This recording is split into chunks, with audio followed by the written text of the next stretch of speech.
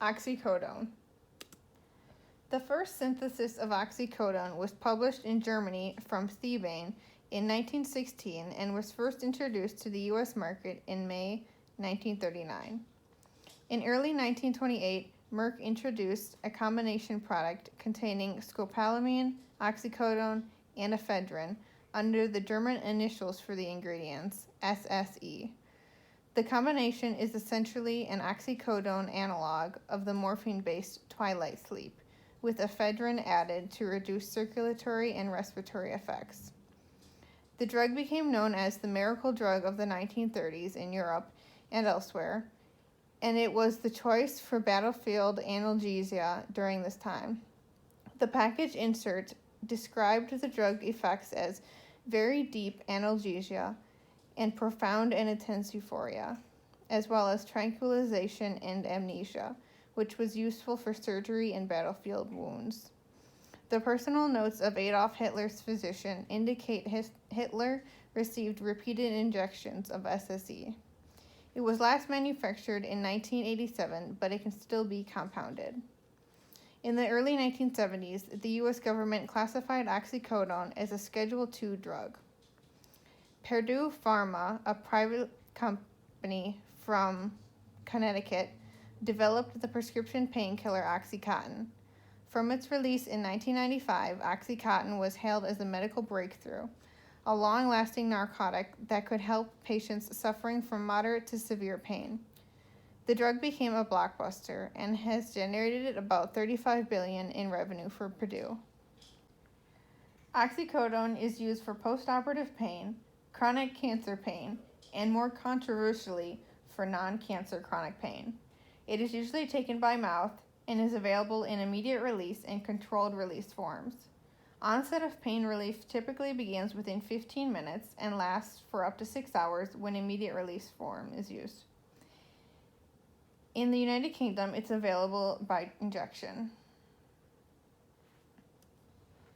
Common side effects of oxycodone include constipation and nausea, reported in approximately 23% of patients, vomiting, dizziness, itching, dry mouth, and sweating.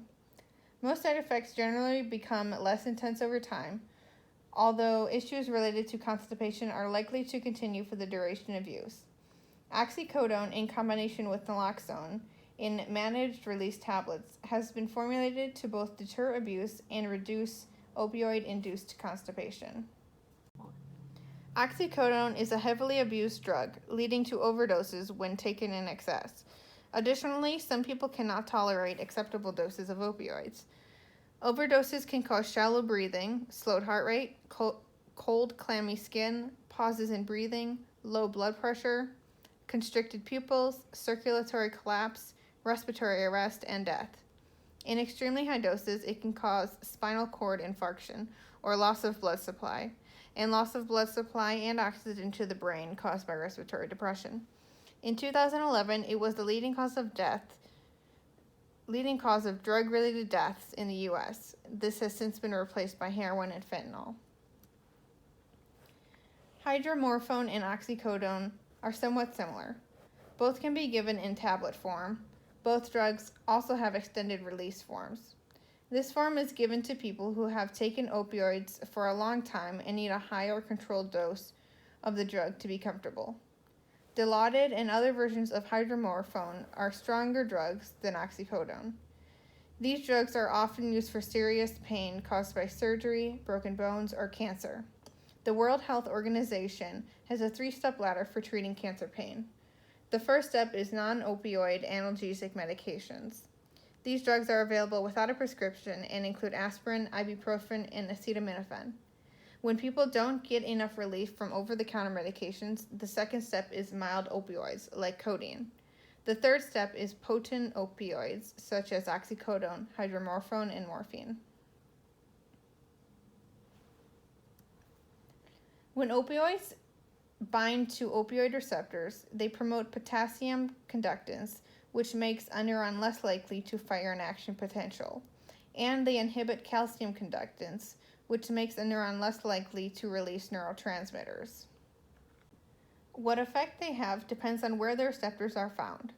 When opioid receptors on neurons in the spinal cord that carry information about pain are activated, it can inhibit the transmission of pain to the brain.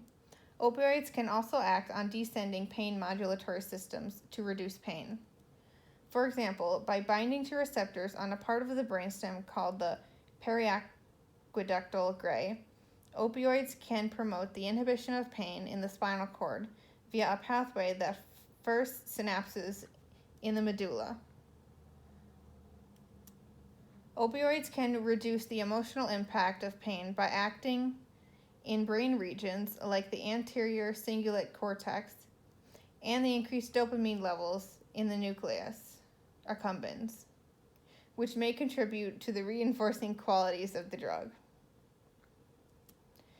Exposure to opioids leads to tolerance, which involves decreased responsiveness to the drugs and a need to take more to achieve the desired effects. The mechanisms of opioid tolerance are not fully understood, but it is thought to involve adaptive changes like a reduction in the amount of functional receptors for the drug to act at. Adaptations in response to the drug also lead to dysregulation when the drug is removed, leading to withdrawal effects.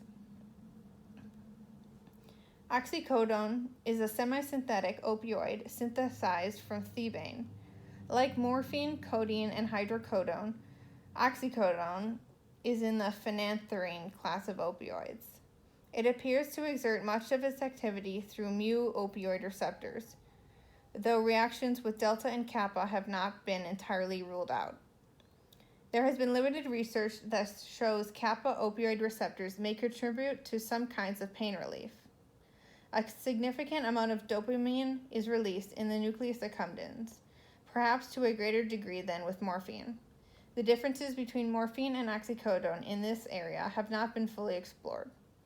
Compared to morphine, oxycodone has a lower affinity for mu-opioid receptors, but this is counteracted by a greater availability in the brain.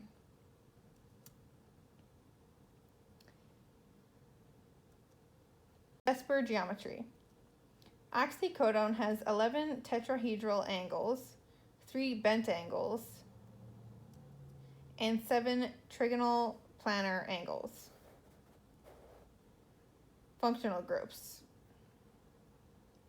There are 2 ether functional groups on oxycodone. There is one coming off the aromatic ring. The other is also coming off of the aromatic ring. Another oxygen with a carbon on either side. There is 1 aromatic ring, 1 alcohol group, and 1 ketone group. There's 1 ammonia salt group. Here you can see the 9 possible bonds with hydrogen that oxycodone can make. They are primarily coming off of the oxygen atoms. There's also 4 chiral carbons. There are quite a few polar bonds on oxycodone. Between the OH bonds, CO bonds, NH bonds, and CN bonds. The OH bond is the most polar, with an electronegative difference of 1.4. There is only 1 of these bonds. The second most polar is CO, with an electronegative difference of 1.0, and there are 5 of these bonds. There are several nonpolar bonds, the carbon-carbon bonds and the carbon-hydrogen bonds. There are quite a few carbon-carbon bonds, anywhere that there are 2 lines with a bend in them. Also keep in mind that anywhere there is 2 lines with a bend, such as where I drew an arrow, there will be 2 hydrogens attached to the carbon. These carbon-hydrogen bonds are also nonpolar. Because of the amount of polar bonds, polar ions, and the hydrogen bonding potential, oxycodone is soluble in water and has a solubility of 1 gram per 6 to 7 milliliters. It is considered slightly soluble in alcohol. As we went over before, oxycodone has several nonpolar bonds, highlighted here in yellow. These bonds could be involved in protein-drug hydrophobic interactions. For hydrogen bonding, the hydrogen atom in the center could form a hydrogen bond with the oxygen on the amino acid theanine. The oxygen atom is bonded to an H atom and has at least one lone pair on it, so it acts as the acceptor. This slide shows the ionic attraction that is possible with the positively charged nitrogen atom. Here we have the molecule at a low pH and a high pH. In the low pH, we have an ammonia salt with a hydrogen attached to the nitrogen.